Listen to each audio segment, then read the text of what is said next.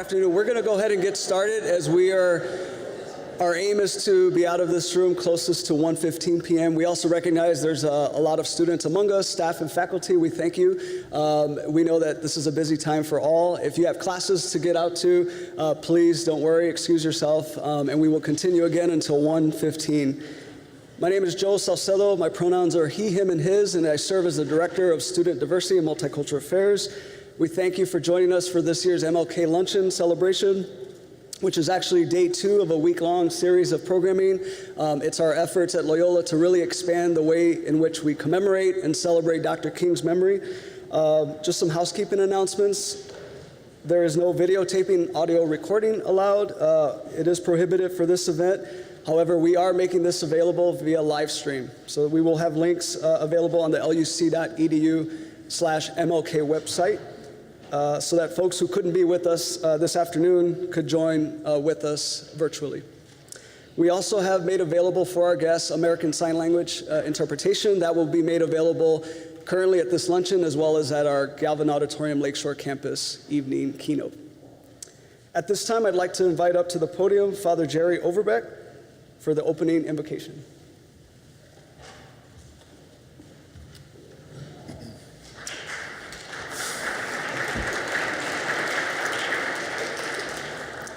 Thank you. So let us pray. God of us all, we gather here mindful of how good you are to us.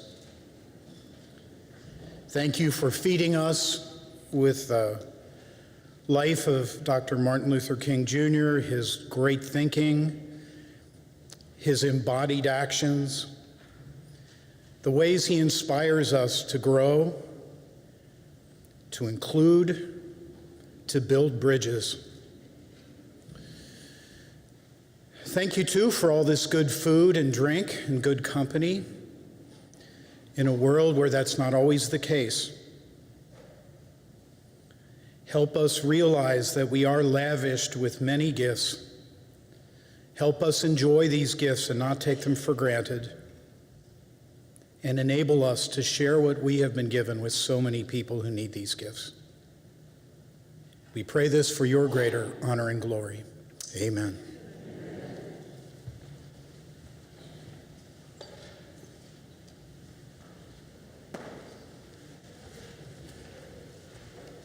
Thank you, Father Jerry. Again, welcome on behalf of the Department of Human Resources here at Loyola University Chicago, the Division of Student Development, and the MLK 2018 Planning Committee. We are very excited to have our speaker here today, Dr. Adrienne Bailey, to honor the legacy and the contributions of Dr. Martin Luther King Jr. Our theme, as you've noticed behind me, it's transformative thinking, transforming the narrative toward peace and justice. So we're very excited to hear the beautiful remarks from our guests. Now, there are many people who work behind the scenes over the summer, over the fall semester, and this month to make this event happen. So I do want to call out their names. And if you wouldn't mind, join me in giving them a round of applause once I finish the list. There are quite a few people. We have Astrid Beltran, Mary Bird, Ezgi Ilhan, and also, by the way, if you are present, if you wouldn't mind standing to be recognized as I call your name. Ariel Krahenbuhl, Ariana Lewis, Dr. Chris Manning, Jane Eufeld, Julian Reese, John Paul Saleh, Doretha Tyler Gant, Elena Vera, Dr. Winifred Williams. So if we can give everyone a round of applause.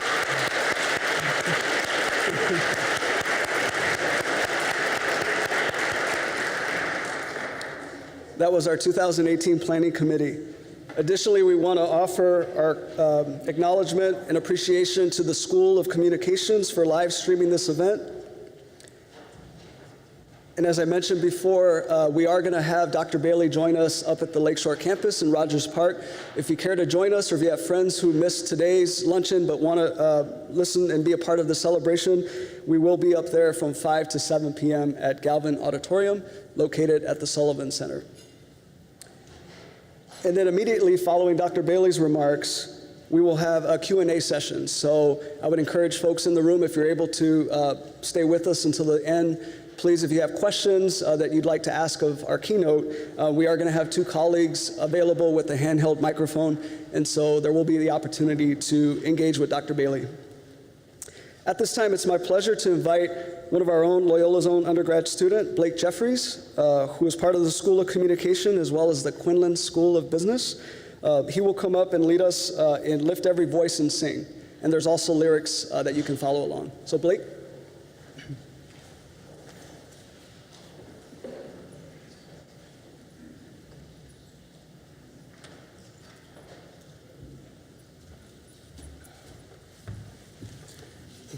Good afternoon. So I will sing the first verse, and the words are at the back of the program, and you all can join in on the second verse. Thank you.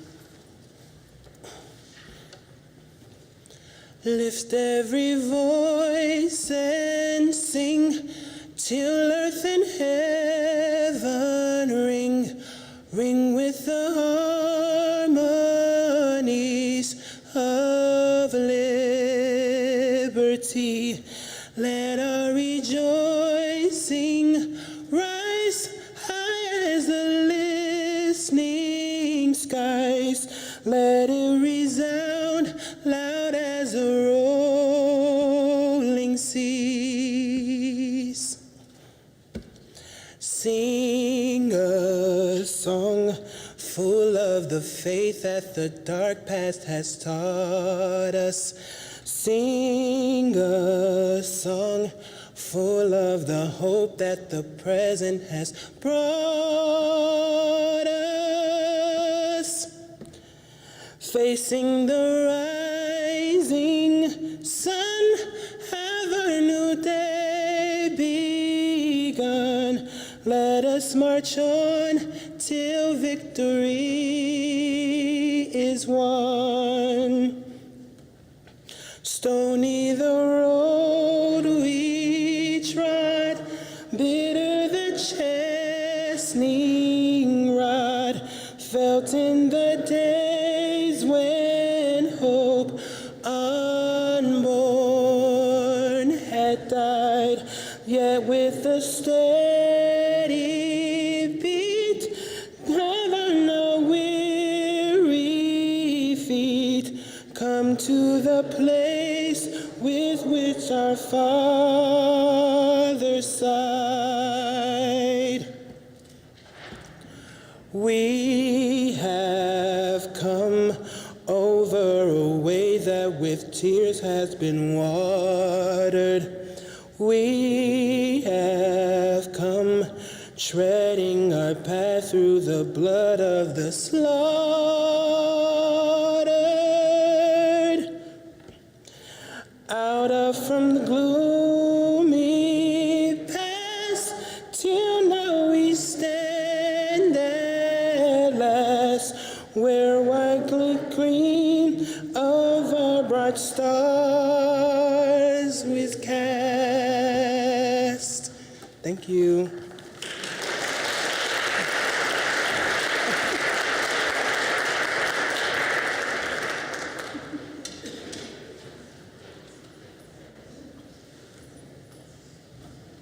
Can we give Blake another round of applause, please? Thank you.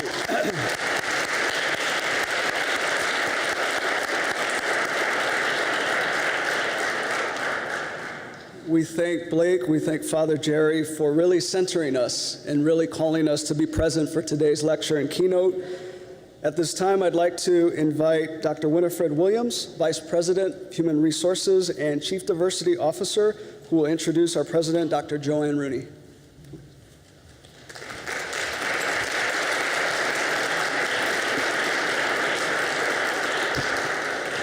Thank you. Good afternoon.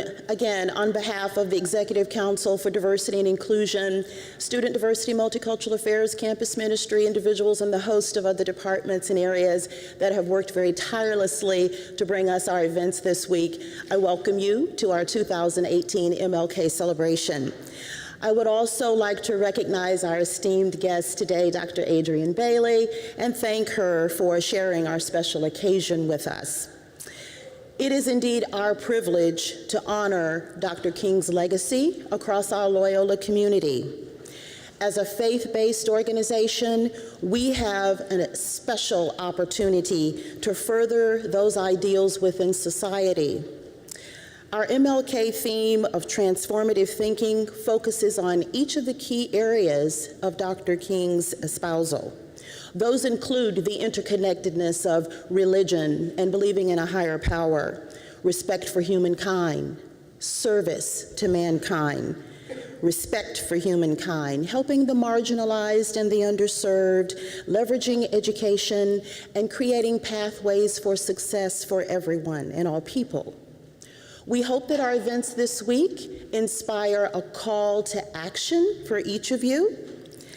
And as we learned last night from our Muslim brothers and sisters at the Interfaith Dialogue, as they spoke about their Islamic faith, they talk about the concept of incumbency to each of us to make a difference in the world, whether we do it by our hands, whether we do it by our voice in speaking, whether we do it through written form, or whether we do it from the heart through prayer. We each need to take action to make change in society. We have a diverse set of activities scheduled for us this week. We hope that you all are able to attend one, if not all of them, and we hope that you enjoy those. And without further ado, I'd like to introduce Dr. Joanne Rooney, who is the president of Loyola University Chicago. Dr. Rooney will introduce our keynote speaker this afternoon. Thank you.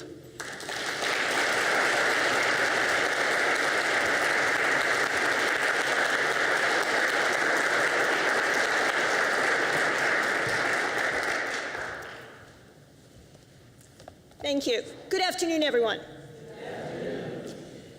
It is truly an honor and pleasure to be with each and every one of you today. I'm pleased to see that so many of us at Loyola are taking the opportunities to join together throughout this week to honor the memory and legacy of Dr. Martin Luther King Jr. In gathering like this, we hope in some small way to extend Dr. King's legacy and continue to take up the challenges he posed to all of us throughout his life. We come together in the spirit of community and of love for each other and our humanity. We are resolved as students, faculty, and staff to step outside of our comfort zones and push the frontiers of our individual and collective knowledge. It's incumbent upon us to strive to gain new insights, understanding, and skills that, as human beings, we direct towards the service of others in seeking equality and social justice. We are reminded on a daily basis that we live in fractious times in politics, but also our culture. Now more than ever, we as a university and a community must recommit ourselves to being a campus that accepts and models inclusivity and is seen as a place of being open-minded and embracing open-hearted discourse, but also resolute action that will impact our community and, yes, our world. As the campus welcome back message stated earlier this last week, it's sobering to realize that this year marks the 50th anniversary of Dr. King's assassination. Yes, much has happened. However, much in those 50 years has remained unchanged. In a half century, our culture and laws have made some progress. However, let us not forget that it took nearly 15 years of struggle to even get a holiday commemorating Dr. King and his work among us. So with that, let's be sure that we do not turn away from the deep divides and stubborn inequalities that remain. Let us keep our eyes and our hearts open to recognizing and acknowledging the racism that persists, and continue to address and find ways to remedy the health, economic, and achievement gaps that remain as the visible wounds of slavery, racial terrorism, and discrimination. On the journey to racial justice, we as Americans still have many, many miles to go. I hope that as many of us as possible will continue together to talk about the issues that persist, but most importantly, take action by walking that road and those miles together. The theme of this year's celebration is Transformative Thinking, transforming the narrative towards justice and peace. Our keynote speaker today exemplifies the power of lifelong learning in the service of others and how we can transform our society and even our own lives through the unwavering commitment to the greater good. Majas, in our words. In 1965, Adrienne Y. Bailey and a group of her Mundelein classmates joined civil rights marchers in Selma, Alabama. Since that formative event, Dr. Bailey has fashioned a remarkable career as a pioneer for the common good through her deep and impactful work to make education and social support systems more just, effective, and yes, transformative. Dr. Bailey graduated from Mundelein with a degree in French and secondary education, and she actually planned to be a French teacher.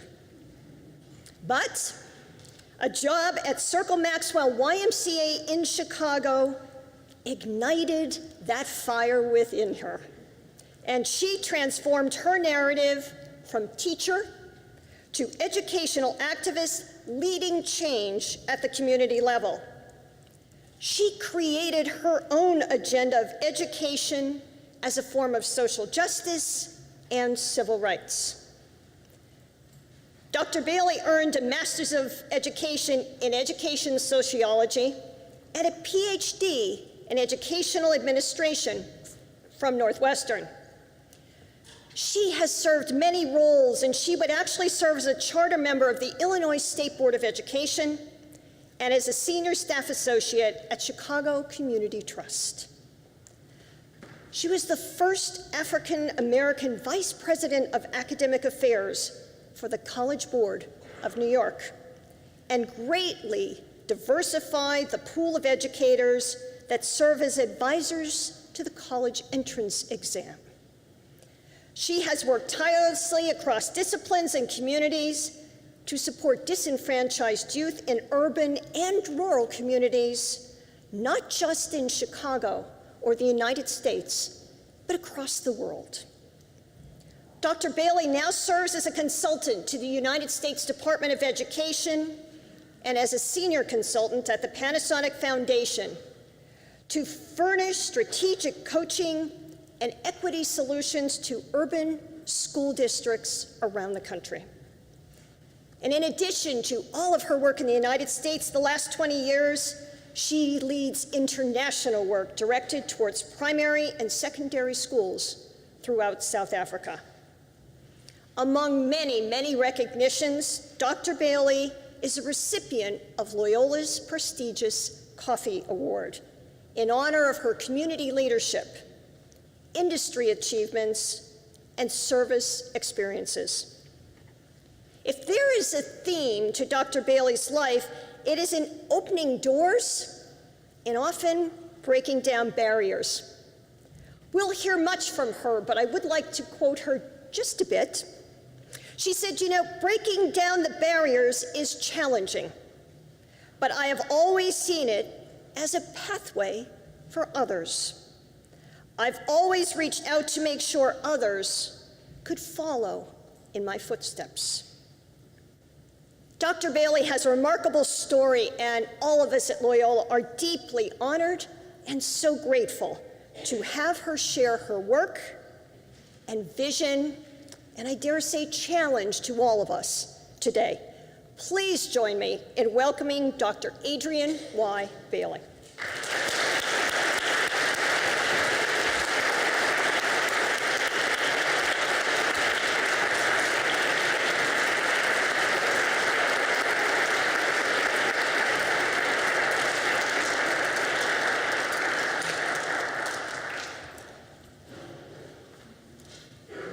Well, thank you so much, Dr. Rooney, for those kind words of introduction. I also want to thank Janet Sisler, who's one of my primary advocates in the Mundelein Loyola community, for recommending me to the selection committee. And when I said to Janet, so why me? And who have been the past speakers? And she says, we've had a lot of motivational speakers. And I thought, but I don't have any jokes and I don't have any funny stories. And Janet said, that's okay, you're an academic, so just be one. So I hope you'll bear with me. I also like to thank Dr. Williams for extending the formal invitation and giving me my charge, a pretty huge one. And special kudos to the Planning Committee and to Curtis for managing all the magnificent publicity with his team, and Ariana, who's the chief of logistics, from every little step. What time are you supposed to be here? What time is the Uber coming? I mean, all those things are important to get to today's agenda to say, okay, you need to get going. So I also like to say thank you to all of you for coming out today. Wow, I was up at the medical campus and we had a small, important group, but this crowd is just very touching and overwhelming for me. I stand before you today both honored and humbled and with some nostalgia. I'm honored to be invited to speak about such a giant of a person as Dr. King, and in doing so, drawing on his principles of civic engagement, economic change, and equality for all people. And I'm humbled by the opportunity to hopefully expand a little bit on what Dr. Rooney has told you about my life. And also I bring a sense of nostalgia in remembering my late mother, because as a young newlywed working during the daytime, she attended night school here at Loyola, and in 1943, she earned her degree in social work. So this brings to me a really powerful connection of a legacy that's important. So as Dr. Rooney has already shared some of my background, my educational experiences has, for the most part, been strongly grounded in Catholic education, and I'm very proud of that. I went in the early grades, elementary and secondary, to Catholic schools, and also I went to Mercy High School, and then on to and through the doors of Mundelein. So I have often said I got my wings to fly out of those experiences. Dr. King's journey on the tortuous road towards racial equality through the 50s and the 60s, I see very much embodied in the historical traditions of this fine institution. A profound commitment to the poor, to the issues of equity and social responsibility and social action, along with a strong Jesuit-founded institutional value that drives action upon what is learned, and that uses that value in service to humanity, reminding us that we are all called to make a difference as persons for others. So I've entitled and expanded a little bit of the title for today's lecture, Transformative Thinking, but Transforming Lives. So as captured in King's Nobel Peace Prize acceptance speech, King sought to maintain an abiding faith in America and had an audacious faith in the future of mankind. He was indeed a transformative thinker, and the impact of his vision and actions transformed, as all of you know, so many lives. So as I look around the room, though, I know that some of you in this room didn't experience King directly, and that's okay. But let's think about a minute his amazing life. Because while he had a relatively short time here on this earth, during his 33 years, he changed our world. And I'd like to just recall a little bit of those achievements. So he spent most of his formative years around various communities of faith and service. And by the young age of 26, he had already become ordained as a Baptist minister, and he had had degrees in a Bachelor of Arts in Divinity and a PhD in philosophy from Boston University. So at 33, he was already pressing the case for civil rights with President John F. Kennedy. And he had the opportunity through his leadership to get a number of civil rights and voting rights acts passed. At 34, he was president of the Southern Christian Leadership Conference and led the Birmingham campaign, which was directed to mark an end to segregated civil and economic policies. And then a few short months later, in 1963, he gave that just marvelous "I Have a Dream" speech in Washington. That really cemented his status in civil rights leadership. And from this first televised mass meeting, an American audience saw and heard the oratory of America's finest preacher. And for the first time, a mass white audience heard the undeniable justice of Black demands. A major factor in the success of King's movement was his strategy of protesting for equal rights without using violence. And he championed this approach as an alternative to armed uprising. By introducing nonviolent protests as an effective strategy against unjust laws in the South, King emerged as a national and international symbol of racial justice. At the age of 35, he was the youngest man ever to receive the Nobel Peace Award for his dedication to nonviolent tactics. But as historical accounts would later tell us, everyone in the communities, both African American and others, did not necessarily support King's nonviolent strategy. Many Blacks wanted to retaliate, and if you have ever seen any of the documentaries on what was happening in the South, you would have to wonder yourself. Among them, militant members of the Black Panthers and even early activism of Malcolm X. Some characterized King as too milquetoast, too passive, and didn't understand the power of nonviolence. And when he decided to take on the Vietnam War, there was even more backlash and criticism. But in spite of these reoccurring appraisals of his life, his track record has remained secure. And his civil rights experience was not only niched in the South, in the southern states, because in 1966, and I can remember this, Chicago politics made this place a perfect place to launch a civil rights campaign. He launched that here, called the Chicago Freedom Movement, and he, in fact, moved with his family for a short time to the West Side. That campaign for freedom was aimed at eradicating the vicious system that colonized thousands of Black people within a slum environment. So if you know anything about the Daley family, they don't like controversy and chaos. So when Mayor Daley saw a couple of those televised bloody confrontations, he's like, King's got to go, get out of here. So he quickly, very quickly, moved to negotiate an agreement to build more suitable and affordable housing for Chicago's low-income residents. And during the last year and a half of his life, King concluded that racism, poverty, and the Vietnam War were all interrelated and all equally wrong in robbing our nation of its vitality. And unfortunately, as you all know, at 39, 1968, King was tragically assassinated, just about the time he was preparing for a major march in Washington where he was hoping to occupy the city. In the soon-to-be celebrated 50 years since his death in April, Martin Luther King has become an American hero, And today, this self-effacing and quiet man is revered and memorialized by monuments, street names, and a national holiday at last.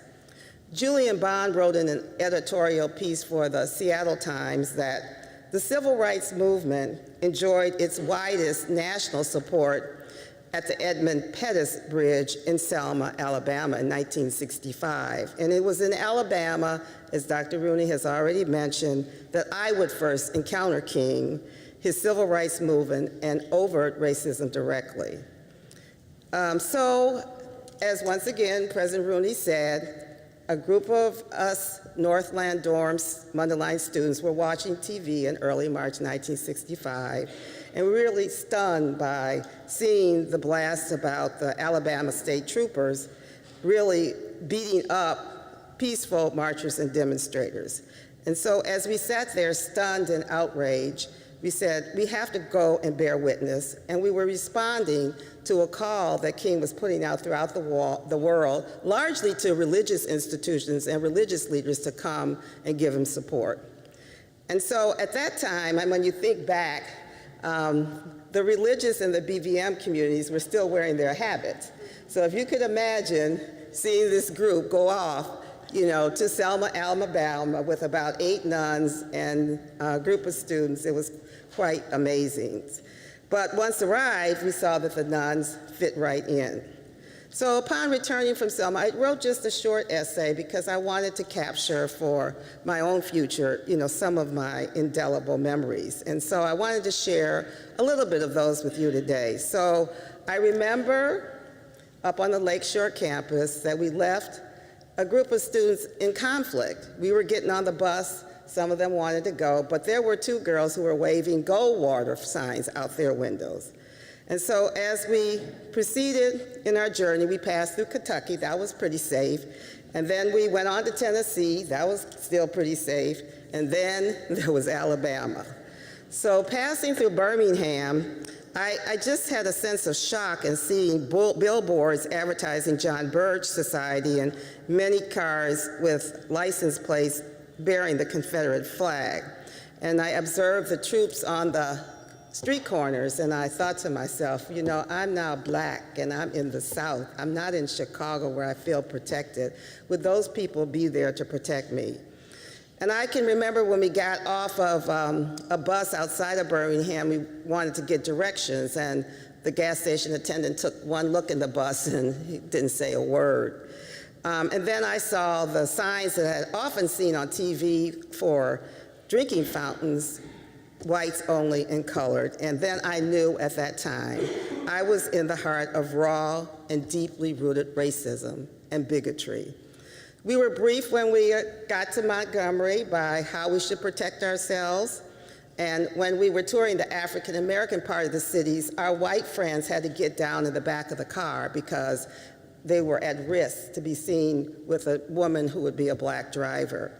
But the hospitality was great, and in fact, a lot of our reception was provided through the Catholic Interracial Council that arranged for host families who took us in. There was really an awesome rally that night with a star-studded set of performers, and the wind had blown the tent down so that the performers were performing on a stage that was made of donated caskets. The next morning, we met the marchers led by Dr. King and other civil rights icons and religious leaders and proceeded to the Capitol. We marched 6 abreast, all 38 of us, and joined by a crowd of over 20,000. So we passed then in the march through what was then called the Negro section, where we saw people who were cheering us around. And as we got closer to downtown, as you might imagine, the demeanor changed. And so while we were looking at some of the closed stores, and the whites standing on the curb were leaning out of their windows, and some remained silent and passive, and others yelled out, "Well, how do you like the South? You'll all go to hell for this for sure. You are the absolute filth of the nation." So we decided that we were going to stick together, Black and white together, even if it meant going to jail. And so as we sat in the blistering sun with occasional rainstorms, we awaited Dr. King and other speakers. Listening to Dr. King on that day reminded us of how Selma then became the shining moment in the consciousness of all mankind. We were told to get out of town just as quick as we can. And as you will probably remember, there was a Detroit civil rights activist who was murdered that same afternoon, so we were anxious to go. We looked all around for our bus and couldn't find it, and then only learned later that the bus driver had found a hidden place because buses were being firebombed or else disguised by police, but really were perpetrators who were interested in injuring people from outside of that community. So now I must say, for the first time, I often think back, I don't know what I was thinking, my mother was thinking to ever let me go to Alabama. But it seemed like a great idea, but now, at that point, I was scared. And I think the bus driver was as well. So the Selma Trip, part of the reason I tell this story is because the Selma Trip was a gift to me. It was a rude awakening from my experience, and yet a lifetime memory. And my encounter of the culture of Southern segregation helped to generate the seeds of what would become for me a lifelong passion directed towards the most fragile and disenfranchised youth across the globe, and that is opening up educational opportunities. So during the era of the King and Civil Rights Movement in the 50s and 60s, the fight was around, in the educational sector, dismantling the walls of segregation and ensuring all children had access to school doors. Some of you remember the TV depiction of the Little Rock Nine in Arkansas. But the fact that people have access to schools has become a way of life. Today's struggle, as I have encountered, is what I call indoor equity. That children have access to the same knowledge has yet to become a reality. So, impacted by my experience with civil rights in Selma, in-school equity, often paraphrased as opportunity to learn, became the civil right that mattered to me most. And so this passion has been driven for me personally by a theory of action that reconceptualizes the problem of school failure. Instead of focusing the blame game on the students, with intentionality, my efforts have been directed at uncovering institutional insufficiencies, the ways that schools and systems create interlocking structural arrangements, curricula, and instructional practices, and other school conditions that constitute barriers blocking all students' access to true knowledge and rigorous knowledge. So I know that most of you are probably saying, well, that's a whole lot of gobbledygook as we educators, academics talk about. But indulge me just a few minutes because I wanted to tell you a little bit about how that kind of transformative thinking has marked my career. So as Dr. Rooney has said, armed with a master's in Ed Soc and my PhD, which was largely based in community activism and civic engagement, my meandering career created a sequence of platforms for me to launch innovative programming aimed at educational equity and social justice. So how did I do that? In recalling one of these platforms, perhaps the most challenging was my appointment to the Illinois State Board of Education. I can remember sitting in hours of meetings where we tried to figure out a solution to make a recalcitrant local Board of Education in Illinois desegregate. They simply refused to do so. And that political tactic went through the courts for 13 years after it was even an issue. Simultaneously, I spent 8 years at the Chicago Community Trust, where my primary assignment was to manage the foundation's philanthropic portfolio in education. So some things I feel I was able to leverage: bringing on the first minority trustee, opening up the doors of opportunity, and providing major operating grants to other than the two privileged universities. You may know who I'm talking about, including a grant to Loyola. We also established outreach to grassroots communities so that we could attempt to demystify, this process about how you get money and how you can access it. And I was also instrumental in designing the Minority Internship Program, which provided the opportunities for young professionals of color to learn about the operations of philanthropic entities. And I'm very proud to say, talk about transforming lives, that the person who was our first minority intern is now the president of the Ruth Stewart Mott Foundation in Flint, Michigan. I used my 10 years as vice president at the College Board, which I'm sure all of you know about from our advanced placements, or SATs, all those challenging barriers that get you to institutions. So I use that as a national platform to focus on educational equity. It's just some things that may not seem big for you, but for example, when I got there, all of the academic advisors were all white.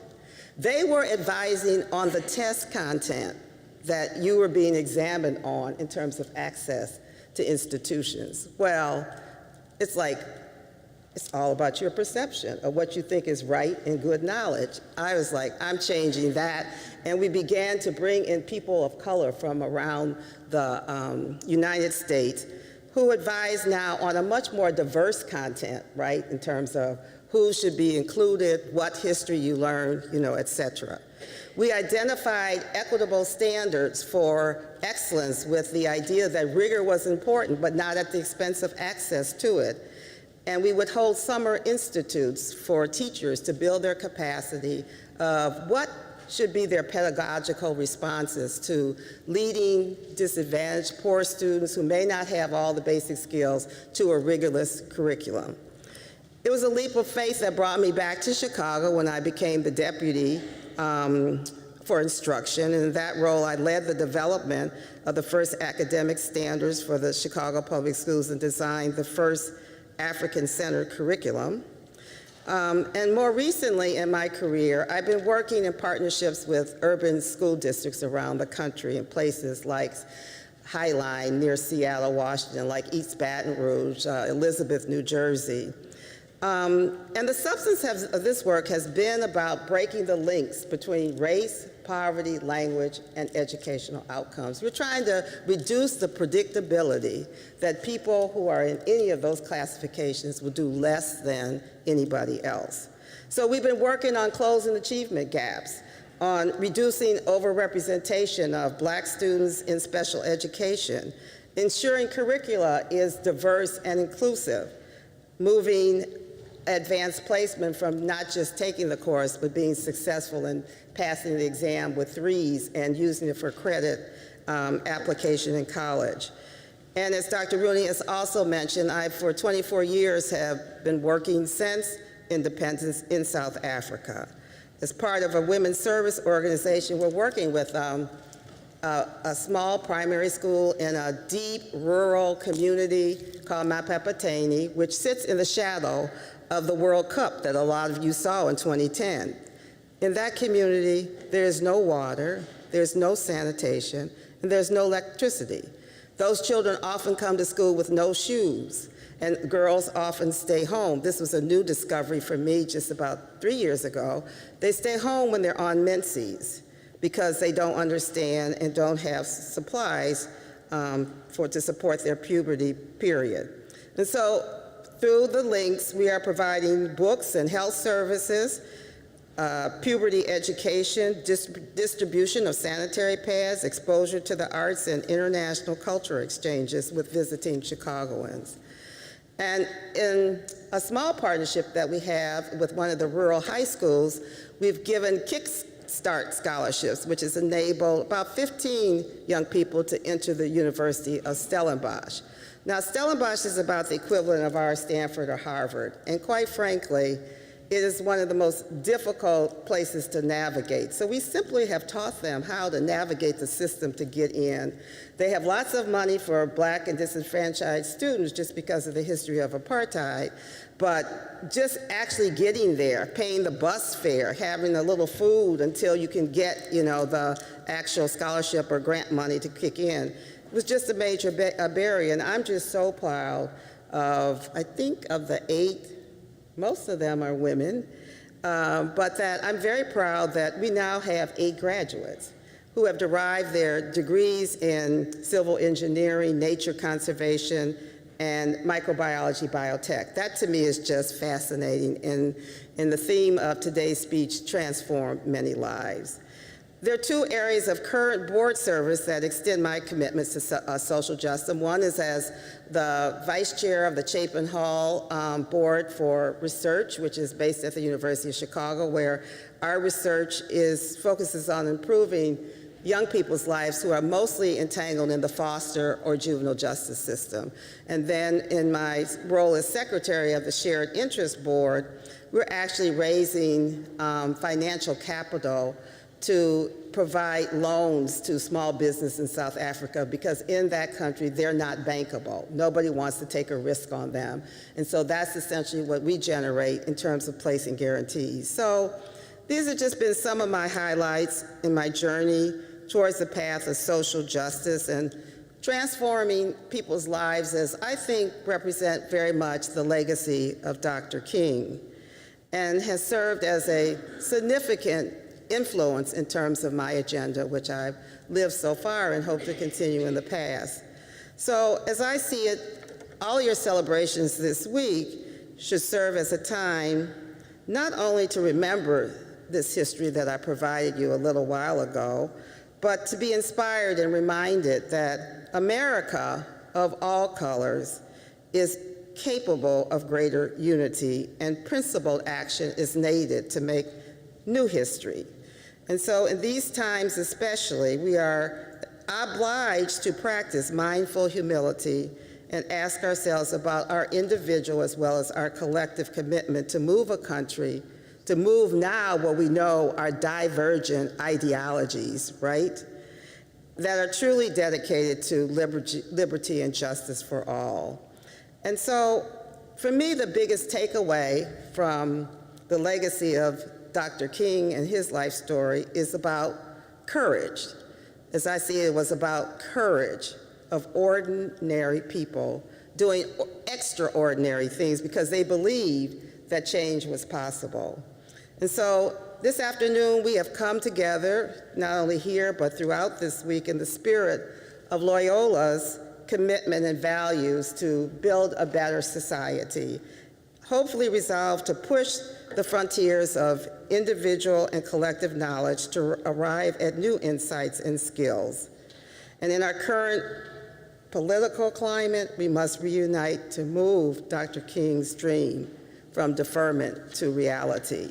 So in closing, I just would like to offer a very kind of simple solution offered by Teddy Roosevelt's timeless advice. Just do what you can with what you have. You don't have to be loud. You don't have to necessarily be elected. You can march if you want. But use your own power wherever you are. But most importantly, do something. And I thank you, therefore, so much for having this opportunity.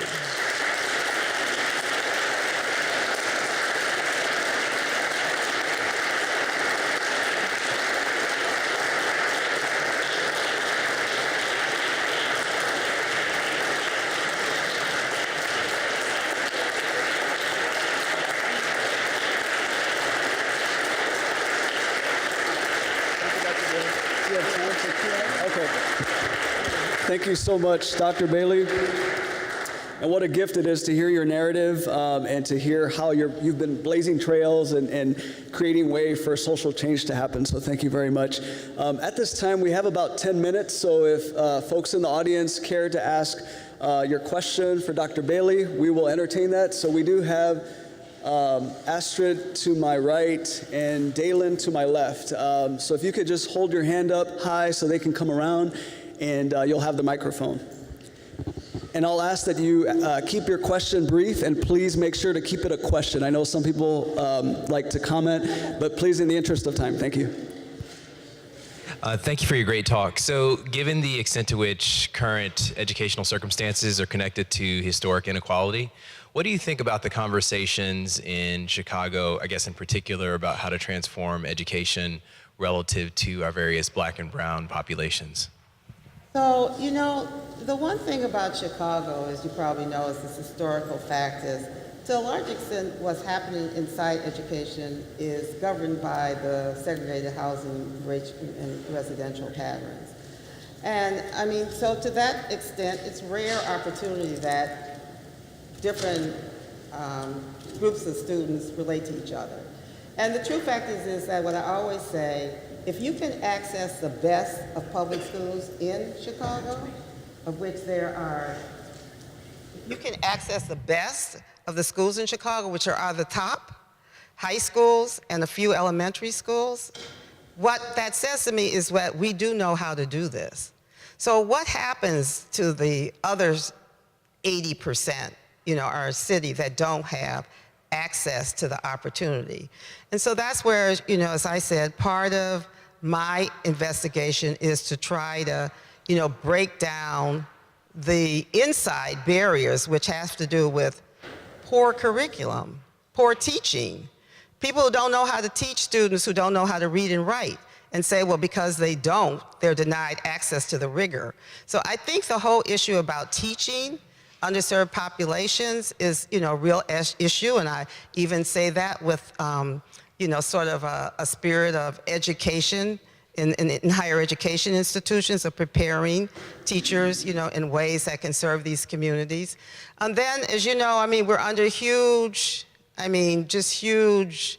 shadows of financial challenges of, how do we pay for this? But I also believe that it's not money alone. And so it's just not, feeding the coffers with more money. It has to do with institutional commitment. I happen to think the current CEO has a lot of capacity now as an educator, to lead that agenda, but it's a pretty massive one, because if you look at the data, there just are so many students that are behind and not reaching potential. So that's where I said that we have to kind of each one teach one. Try to create community context, because oftentimes students of colors need more. They need support, they need extracurricular activities. That it's depending not only on the educational section alone, that there have to be partnerships, there have to be mentors, all these things that a lot of us just get naturally by our home circumstances. So we have to create those extra supports, I think, and resources. It's the idea of it takes a village to raise a child. So that's sort of how I see it.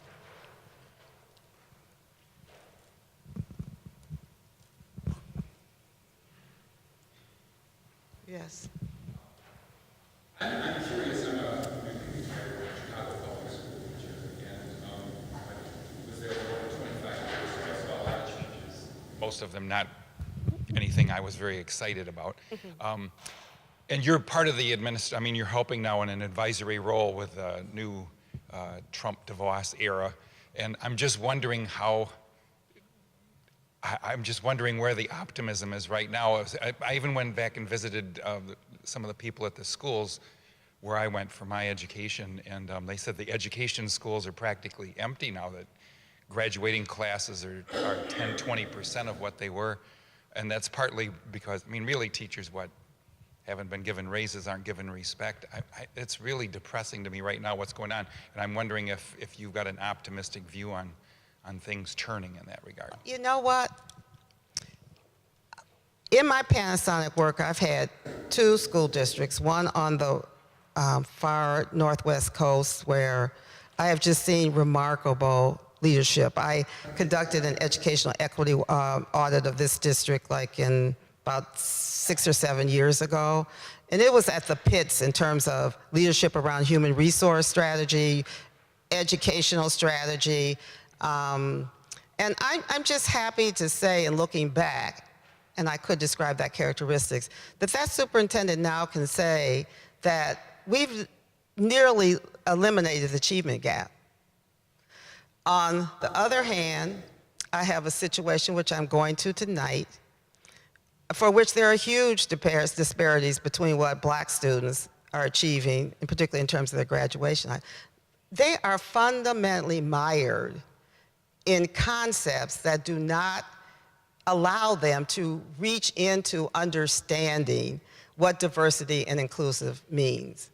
They simply do not see it as an agenda for closing the gap, of understanding instructional strategies, which, as I said to the gentleman before, they say, well, are there different instructional strategies for subgroups? No, but maybe it takes more. I mean, maybe it takes, you know, to educate black boys of color, maybe it takes all these other supports I'm talking about. You have to figure out what makes it an equitable playing, you know, field to be able to, you know, leverage the opportunity for educational outcomes for everybody.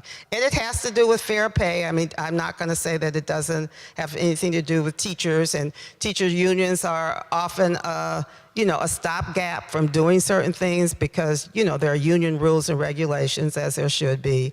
But, I mean, I just think that we have to come together as a more collective and articulated point of view towards not only the pipeline, you know, through the university channels and then back up. So that's why, as I said, I was very, I think, exceptional in having my PhD training that was based in community activism. I mean, that was what they were getting federal funding for, and so they reached out to the west side of Chicago. It was like bringing those people into the university environment, and so I think that made a difference, at least in my educational takeaways.